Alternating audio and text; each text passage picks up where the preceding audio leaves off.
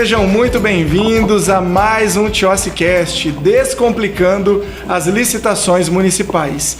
Estamos aqui no nosso podcast itinerante, gravando diretamente de São Paulo, capital, no 9º Congresso Brasileiro de Licitações e Contratos, com foco nos municípios, realizado pela Elo Consultoria, nessa collab que estamos fazendo aqui no podcast. TiociCast mais Elo Consultoria. Já aproveita, entre lá no Instagram e siga agora Elo Consultoria para você se manter atualizado sobre o universo das contratações públicas e também a programação dos próximos eventos. E eu estou aqui hoje com uma grande amiga, a gente sempre se encontra nos eventos e hoje não seria diferente. Recebo a professora Priscila, seja muito bem-vinda ao TiociCast. Obrigada, Tioci, é um prazer enorme. Estava contando com esse convite, hein? Ia ficar enciumada se dessa vez eu não conseguisse estar presente. É uma iniciativa muito bacana tua de trazer isso diariamente. A gente estava conversando aqui, né? Diariamente tu conversas com esse público e realmente isso mostra esse teu esforço, essa tua vontade de querer ajudar a administração pública, o mercado privado, enfim, todo mundo que está envolvido aí na contratação pública. Eu fico muito feliz e honrada de estar aqui. Eu que agradeço, né? Eu sempre digo que a educação mudou a minha vida.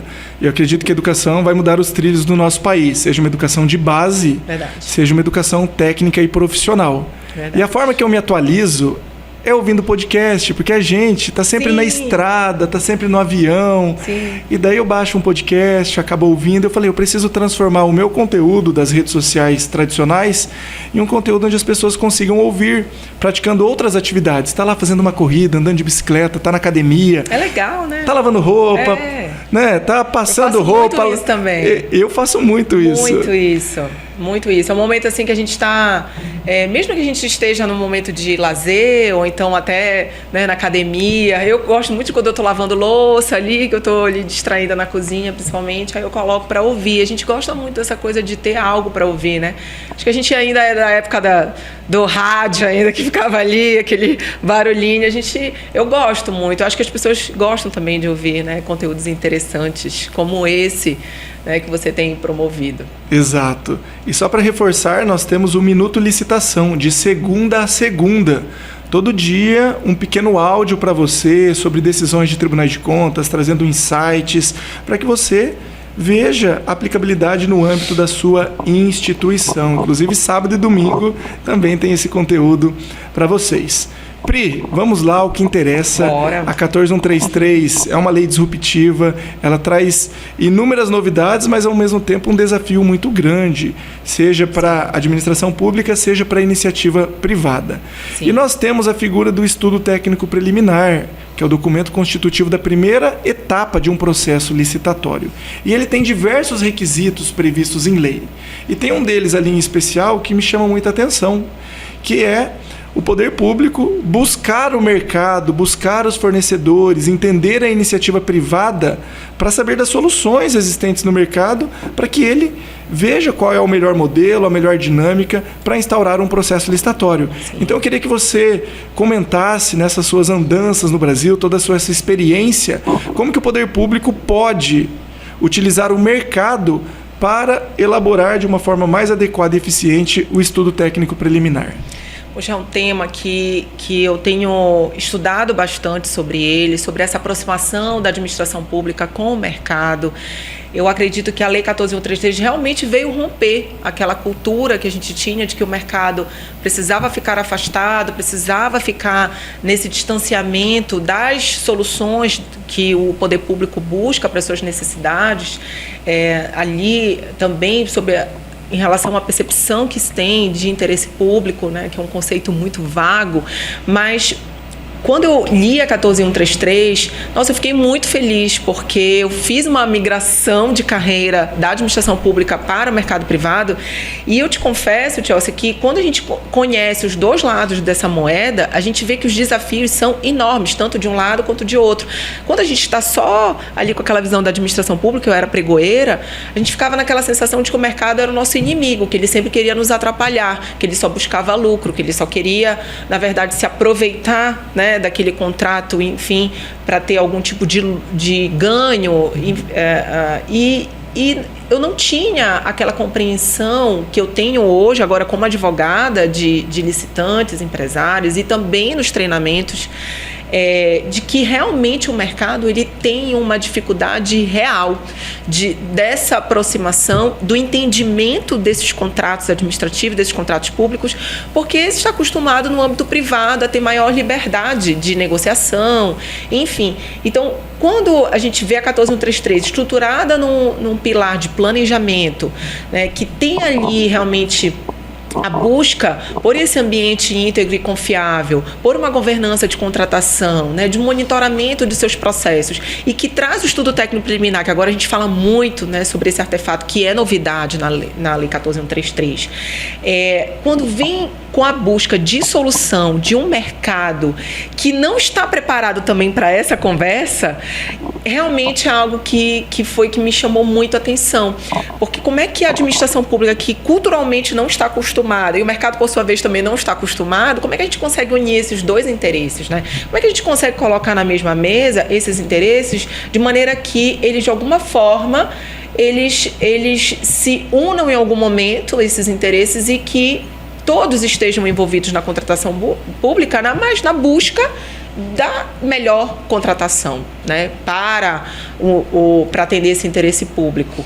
Então, quando eu vejo esse ETP, e principalmente as pessoas hoje indo para um caminho de fazer esse ETP de uma forma muito pro forma, isso me deixa angustiada, porque a gente está perdendo uma oportunidade de buscar melhores soluções. Quando a ETP fala de melhor solução, para mim foi brilhante, porque não é só uma pesquisa de preços com aquela contratação já determinada. É um pensar que a administração pública vai ter aquele momento, aquele tempo, preciso de tempo, e esse é a nossa grande questão nesse processo, né, Tiócio? Você sabe muito bem, principalmente em municípios, que tudo é para ontem, sem planejamento. Então, quando você pega esse ETP e que fala assim, você precisa fazer o levantamento de mercado, não aquela pesquisa de preços, mas o levantamento de soluções, entender esse mercado, é um grande desafio. Então, você está realmente diante de uma perspectiva muito inovadora, porque quem tem o know-how, quem tem o conhecimento é o mercado privado. São os fornecedores, é quem está ali diariamente buscando melhores produtos, melhores serviços, e a gente não está falando só de uma inovação em si, mas de melhores produtos mesmo, de bens e serviços que muitas vezes o mercado tem de melhor qualidade, mas que a administração pública nunca buscou. Porque a gente estava com aquela perspectiva de especificação, né, de detalhamento, de objeto apenas. Então, 5 páginas para descrever uma caneta, uma Bic, ou uma similar à Bic, em que se queria contratar a Bic porque sabe que a marca seria de melhor qualidade, sem entender que o mercado poderia oferecer outros produtos de outras marcas também interessantes, mas que a administração pública tem muita dificuldade de reconhecer, né? Então, para isso, ela precisa se aprofundar nesse particular que tem as melhores soluções e produtos e bens, enfim, para buscar o melhor para a administração, para que eu tenha eficiência, porque a lei fala de resultado, né, Tios? Como é que eu vou ter resultado sem conhecer esse mercado? Então, é o momento de chamar. E aí vem outros instrumentos, audiência pública, consulta pública, mas que está ali meio que de stand-by, né, que ninguém está utilizando, pelo menos não estou vendo tanto interesse assim, mas que seria uma ótima ferramenta para se aproximar, até fazer o levantamento de mercado dentro do estudo técnico preliminar. Sim, você tocou em alguns pontos extremamente relevantes. Um deles, inclusive, consta lá no artigo 11, que é um ambiente íntegro e confiável. Sim. E essa integridade e confiabilidade deve ser mútua. Claro. Tanto o poder público confiando na empresa, quanto a empresa confiando no poder público. Porque não existe licitação apenas de um lado. Claro. É uma via de mão dupla. Sim. Do que vale o poder público instaurar um processo se não tem interessado? Da mesma forma do que vale a empresa ter interesse em vender para a administração pública se ela sequer conhece que aquela solução está disponível. É aí que vem o encontro do que consta lá no ETP, de levantamento de mercado, de conhecer as alternativas, as possibilidades, e não aquela burocracia disfuncional que a gente acaba encontrando no dia a dia, que vai banalizando a importância desse artefato de planejamento. Sim. E que a gente vai perdendo oportunidades de avançar. Eu queria saber, assim, mais objetivamente, como que o servidor público ele pode buscar o mercado para esse tipo de solução? Em qual momento? Como se daria esse contato? E também para a empresa. Nós temos muitos fornecedores, analistas de licitação, consultores que acompanham o TIOSCast. Como que eles podem orientar os seus clientes, ou o próprio empresário, quando o poder público recorre a ele, para que depois ele não venha também ficar ali em uma situação desconfortável? Será que foi ético? Será que pode? Será que é permitido? Então, quais são as suas orientações nesse ponto? Sim, eu acho que quando a gente vai para esse levantamento de mercado, que é mais genérico, no estudo técnico preliminar, principalmente, que a gente está falando sobre isso, primeiro, eu acredito que regulamentar a forma como vai se dar esse contato é interessante, porque traz uma segurança para esse agente que não está acostumado com essa aproximação, exatamente quebrando também aquela desconfiança do fornecedor em geral ali com esse processo. Então, como não soube, não me contactou. Eu acho que a questão da audiência pública, não só para objetos complexos, porque se a lei quisesse assim, ela teria dito, ela teria até se omitido. Nós temos legislação que cobra isso, em concessões, obrigatoriamente para objetos de grande vulto, mas eu acho que é um instrumento que a gente poderia talvez até banalizar mais, né? Torná-lo ali próximo da rotina administrativa. Não que para todo o processo precisasse fazer isso, mas eu acredito que em determinadas contratações em que a administração pública reconhecesse que eu não tenho boas soluções, em que eu não tenho realmente um ótimo resultado, eu acho que essa proximidade poderia se dar de uma forma mais tranquila se ela fosse pública. Então, não somente aquele contato de administração pública, do servidor, do agente que está ali na equipe de planejamento, está entrando em contato por e-mail, por telefone, ou até fazendo pesquisas em sites das próprias empresas, mas também como abrir ao público essa possibilidade de oferecer soluções. Eu trabalhava para uma empresa que fornecia catéter para prematuros, e que era um laboratório que não só fazia isso, mas era o único que praticamente tinha esse catéter, e uma outra empresa também, outro laboratório que tinha, e esses dois laboratórios sempre participavam das mesmas licitações. Ainda assim aconteceu a licitação, porque tinha mais de um, né? Mas só tinha os dois, e sempre era o seguinte: poderia haver uma outra terceira empresa que de repente teria uma outra solução para aquilo, para a mesma funcionalidade, para a mesma necessidade. Só que como é que eu vou saber? Como é que eu vou ter certeza? Então, na dúvida, se abria a licitação para ter certeza, assim, que não eram só as duas. E muitas vezes também, até quando eu apregoava, que eu estava ali na frente das licitações da prefeitura, muitos fornecedores chegavam até mim e falavam assim: esse produto não é bom, esse produto não é melhor, eu tenho um outro.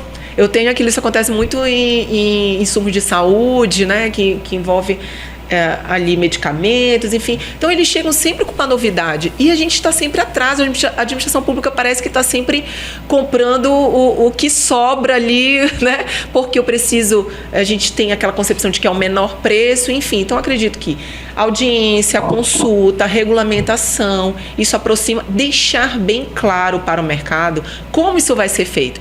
Porque também tem isso, às vezes se regulamenta, fica ali e ninguém sabe, o mercado não sabe, não tem notícia. Você abre o site, por exemplo, da prefeitura, você não tem sequer um aviso, nada esclarecendo, deixando transparente aquele processo.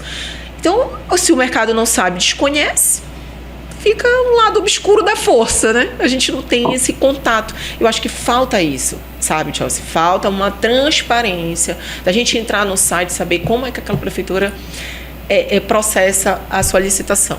Como é que ela entra em contato? De que forma? É pelo registro cadastral, pelo registro de fornecedores, que a gente sabe que todo órgão tem, mas aquilo fica obsoleto, fica esquecido. Então, acho que precisa ter mais...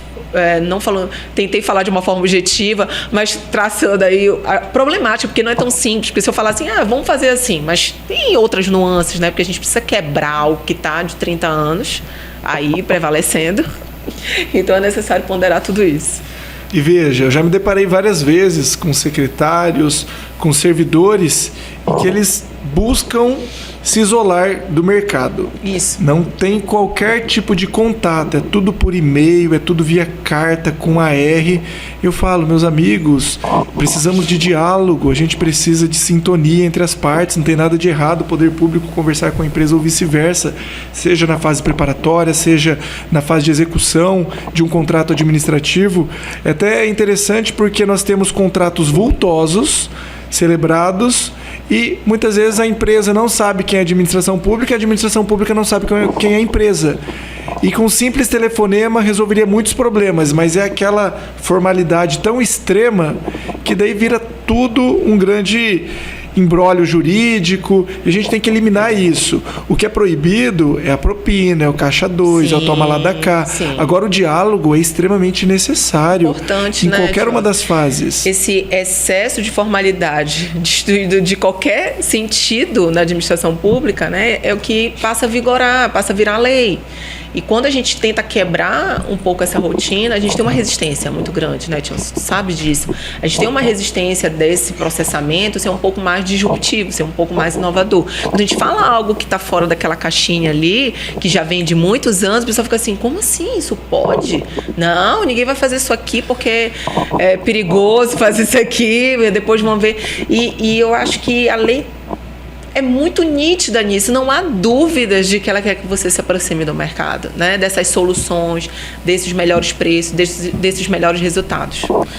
A licitação é uma atividade lícita, legítima, com uma lei, com base constitucional, mas tem aquela desconfiança, tem aquele medo, tem aquela insegurança, muito por conta do histórico que a gente se depara aí na mídia, mas é necessário nós avançarmos. Não sei se você ouviu durante a minha fala na palestra, mas é algo que eu já venho há bastante tempo batendo na tecla, que talvez muitos não estejam precisando de capacitação da 14133. Afinal de contas, já são 4 anos que a gente vem realizando capacitação.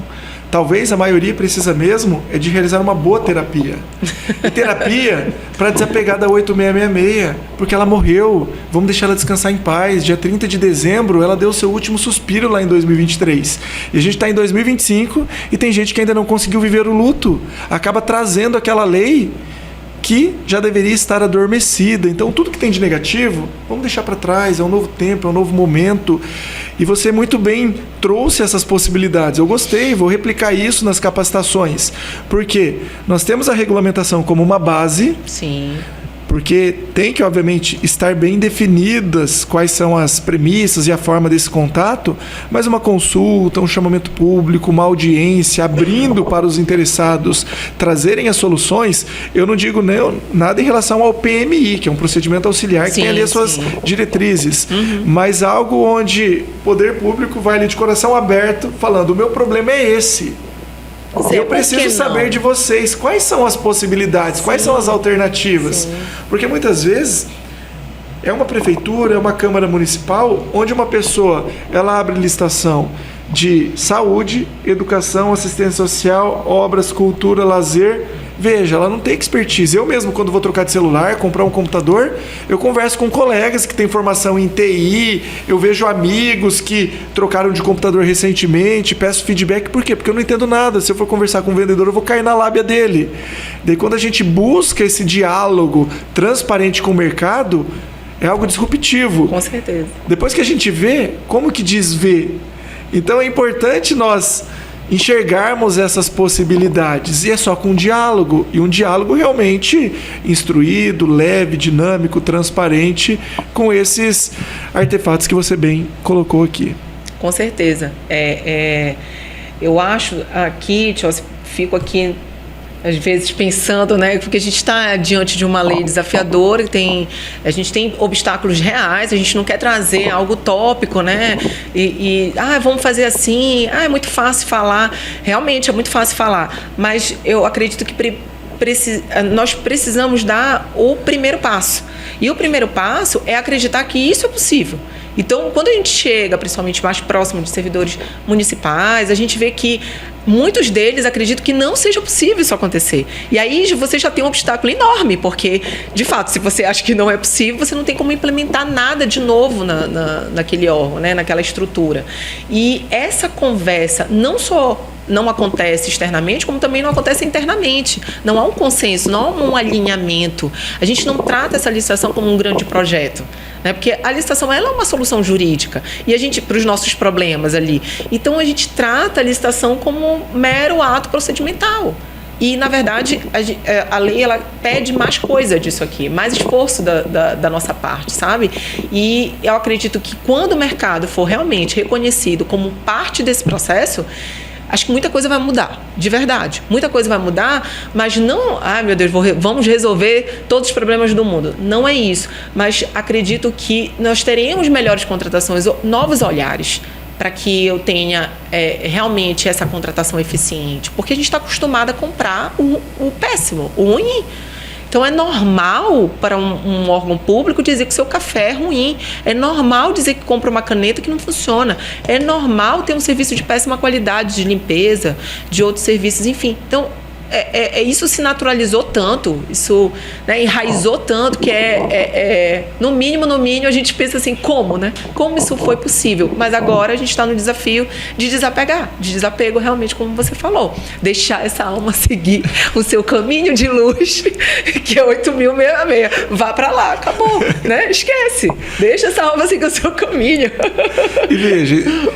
A lei ela não é complexa, ela tem os seus desafios, é um monstrão de 194 artigos, mas que eu digo que só tem tamanho.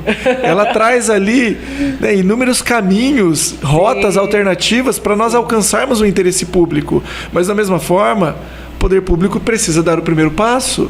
Né? São princípios não escritos, como maturidade e coragem. Nós temos que avançar hoje, né, em relação a isso. E... esse contato é extremamente necessário. Basta nós avaliarmos para as nossas próprias necessidades, enquanto cidadão, enquanto consumidor. Óbvio que nós temos a liberdade de comprar com quem a gente quer, no preço que a gente quer, mas nós também fazemos uma análise preliminar. E muitas vezes eu me deparo com situações que eu vou certo em um determinado estabelecimento comercial, com algo na cabeça, eu chego lá, o rapaz me traz uma outra solução. Eu falei, eu nem sabia que existia. Exato. Olha que fantástico, se você não fala, eu ia comprar algo que não daria certo, que logo eu teria que substituir, ou pagaria algo mais caro, ou demandaria complementos para aquele objeto. Mas por quê? Porque eu não tive o diálogo, porque eu não tive a pesquisa prévia, porque eu estava ali na necessidade, precisando resolver um problema, e fui ali naquilo que na minha cabeça era a melhor alternativa, era a melhor opção. Em razão da minha experiência, em razão da minha vivência, em razão dos meus contatos, eu entendia que aquela era a melhor opção. Mas quando a gente vai para o mercado, a gente se depara com muitas outras possibilidades. E agora eu pego um gancho em relação à inteligência artificial, quero até ouvir um pouquinho você falando sobre isso, porque o ChatGPT, dentre tantas outras IAs que estão disponíveis, é um aliado. Ele vem para complementar, para otimizar, para nós ganharmos escala, tempo, energia. Mas o que eu tenho visto, muitos não sabem o que é ETP e muitos nem sabem o que é inteligência artificial. Então eles usam a inteligência artificial para ajudar em algo que eles também não sabem, que é o próprio ETP. Daí vira uma bagunça. O chat traz inúmeras possibilidades. Você comentou sobre a vizinha fofoqueira, né? Foi a Nádia. A Nádia comentou sobre a vizinha fofoqueira. E daí, veja, a gente ouve e acredita naquilo ali como se fosse a melhor opção e alternativa. Daí eu tenho um processo bonito, pesado, volumoso, mas que não agrega absolutamente nada. Então, se nós não buscarmos diretamente com o mercado, obviamente adotando o chat para trazer também uma visão, outras visões, né, 3D, 360, mas nada melhor do que quem tem expertise, que é o fornecedor, que é o prestador de serviço, que está à frente, buscando um destaque no mercado, buscando um posicionamento em relação aos concorrentes. Qualquer ChatGPT, né? Exato. Né? E daí, por exemplo, cesta de preços. Por que tem a cesta de preços? Porque as cotações, em tese, foram desvirtuadas ao longo dos anos. Cotações com fornecedores, com sobrepreço, com superfaturamento, mas ninguém melhor do que o fornecedor para falar qual é o valor de mercado. Então eu percebo que talvez por conta de uma série de elementos, seja em relação ao pregão presencial, que agora também está em desuso, o eletrônico por oferecer mais isonomia e transparência, a cesta de preços.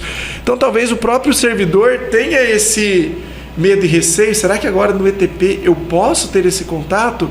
Já que preferência pelo pregão eletrônico. A lei traz um rol de parâmetros ali no 23, parágrafo 1º para cotação de preço.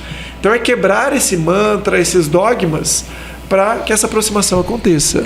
Nossa, você falou tudo. É um dogma, é um mantra mesmo. Todo mundo fala, não podemos, não precisamos, tem que manter distância. Eu acredito que é muito disso, desse nosso histórico de contratações mal sucedidas, de negócios extintos no meio do caminho, né, de obras paralisadas, de tudo. A gente vem, né, de um caminho tortuoso aí, que agora a culpa de tudo é essa aproximação.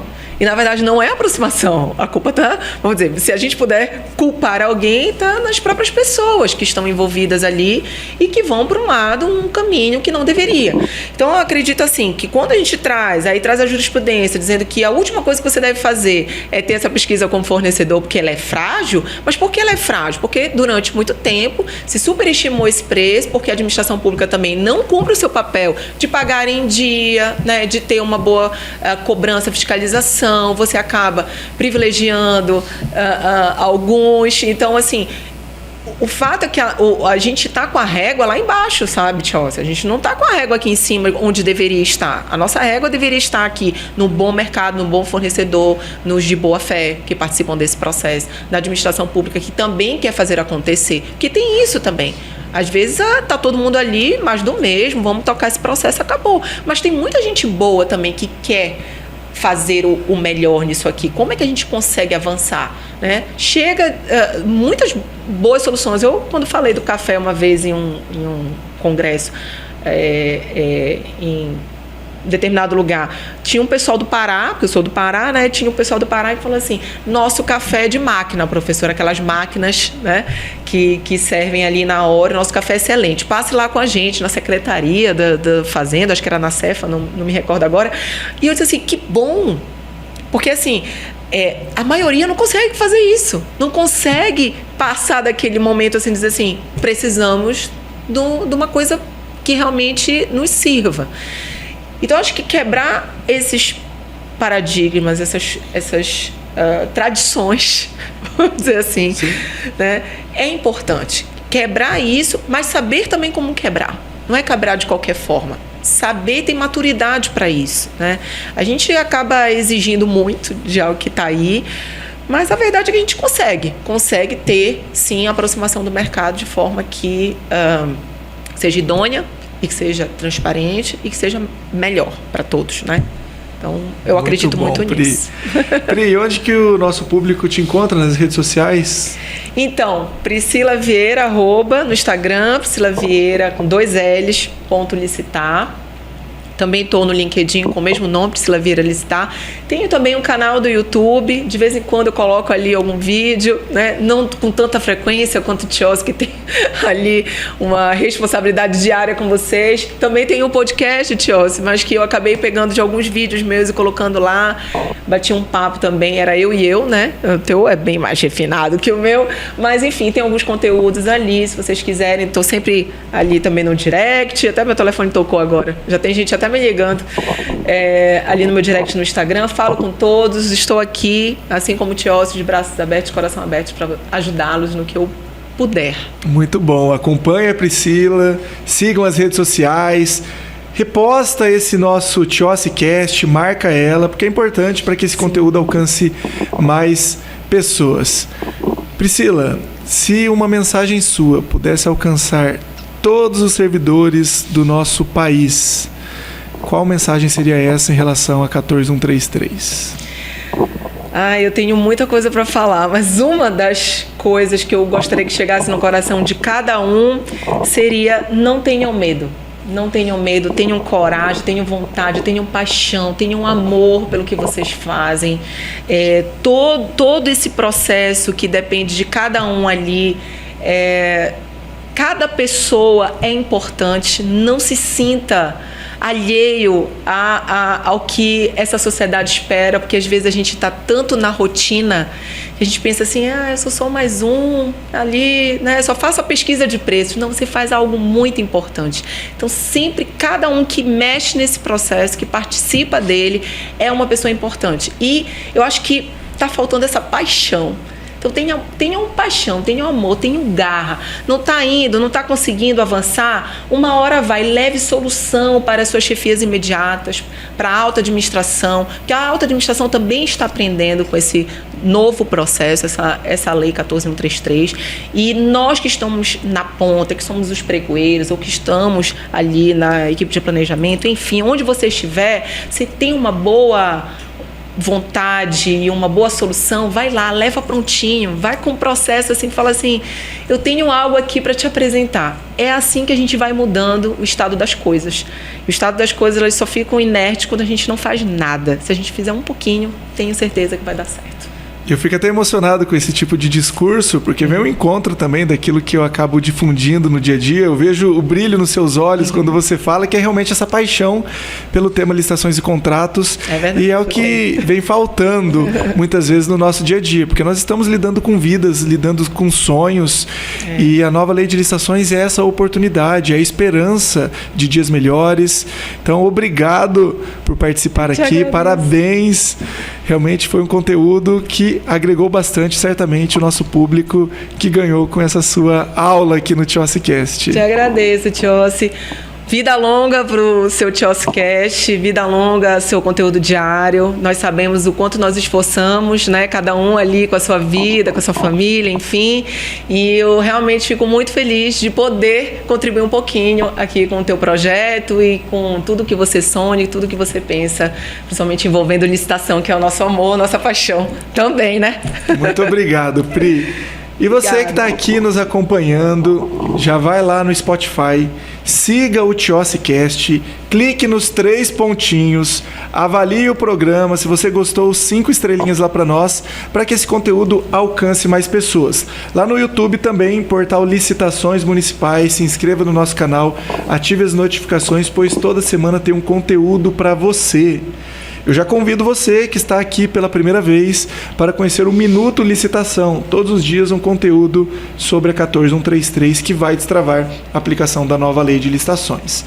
Também, lá no Instagram, siga a Elo Consultoria, fique por dentro da programação de eventos, uma empresa com destaque nacional, referência, que vem realizando grandiosos eventos como esse que estamos aqui em São Paulo, 9º Congresso Brasileiro de Licitações e Contratos com foco nos municípios. Senhoras e senhores, esse foi mais um Tiossi. Priscila, muito obrigado. Obrigada. Até o nosso próximo encontro. Valeu, tchau, tchau.